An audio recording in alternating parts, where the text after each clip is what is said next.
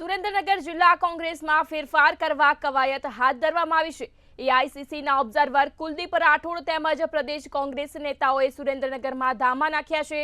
કોંગ્રેસના પાયાના કાર્યકરો સાથે ખાસ બેઠક યોજાઈ હતી તેમજ જિલ્લા કોંગ્રેસ પ્રમુખની નિમણૂક માટે સેન્સ યોજાઈ હતી। આ સાથે જ ટૂંક સમયમાં કોંગ્રેસના સંગઠનમાં ફેરફાર થશે। રાહુલ ગાંધીના ગુજરાત પ્રવાસ બાદ સંગઠન અભિયાનનો પ્રારંભ થયો છે। हम तमाम पार्टी के जो वरिष्ठ नेता हैं, विधायक हैं, पूर्व विधायक हैं और भी संगठन के जो लोग हैं, उनसे हम जो है बिल्कुल आमने सामने चर्चा करेंगे और 6 नाम हम अखिल भारतीय कांग्रेस कमेटी को भेजेंगे, जिनमें से एक जिला कांग्रेस कमेटी का अध्यक्ष बनेगा। ये पूरी जो प्रक्रिया है पारदर्शी होगी।